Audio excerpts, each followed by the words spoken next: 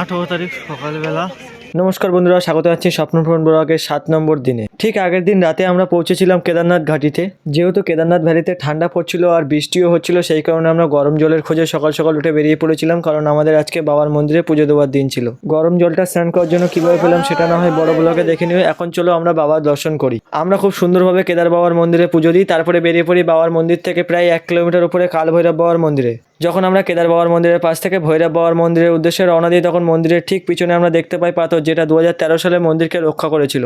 এই বিশাল আকৃতির পাথরটাই কেদারনাথ মন্দিরকে 2013 সালে বিধ্বংসী বানের হাত থেকে রক্ষা করেছিল। কোনো একটা কারণবশত আমরা পাথরটার কাছে যেতে পারিনি, কিন্তু দূর থেকে হর হর মহাদেব বলে একটু দূর থেকে দর্শন করে আমরা বেরিয়ে পড়ি ভৈরব বাবার মন্দিরের উদ্দেশ্যে যাওয়ার জন্য। কেদারনাথ মন্দির থেকে ভৈরব বাবার মন্দির 1 কিলোমিটার দূরে হলেও এটা খুবই ছিল খাড়াই চড়াই। এই ব্রিজটা পার করে আমাদের চড়াই শুরু করতে হবে।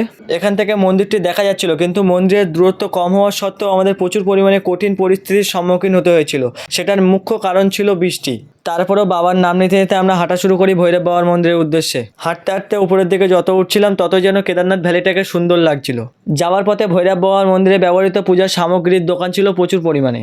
আমি পূজা দিইনি, কারণ ভৈরব বাবার কীভাবে পুজো করতে হয় সেটা সঠিক পদ্ধতি আমার জানা ছিল না, সেই কারণে আমি পূজা দিতে পারিনি। প্রায় ভৈরব বাবার মন্দিরের কাছে পৌঁছানোর পরে আমরা কেদারনাথ ভ্যালির দিকে তাকালে দেখো কতটা সুন্দর লাগছিল।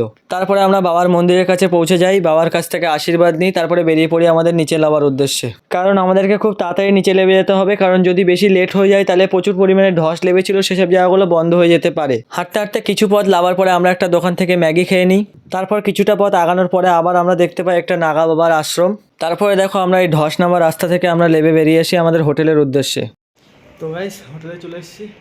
আগের দিন আমরা যে হোটেলে স্টে করছিলাম, মানে যাওয়ার দিন, সেই হোটেলের থেকে আমাদের গাড়িতে নিয়ে গিয়ে সোনপ্রয়াগ ছেড়েছিল, সেখান থেকে আমরা ট্রেকিং শুরু করেছিলাম। কিন্তু আমার আজকে সোনপ্রয়াগ পর্যন্ত ট্রেকিং করে এসেছি, তারপরে ওখান থেকে আমাদের গাড়ি নিয়ে এসছে আমাদের হোটেল রুমে। এখন আমরা হোটেল রুমে পৌঁছে গেছি। আজকে কেদারনাথের ব্লগে এই পর্যন্ত রাখছি, দেখা হবে পরবর্তী ব্লগে। চলো, ততক্ষণের জন্য বাই বাই।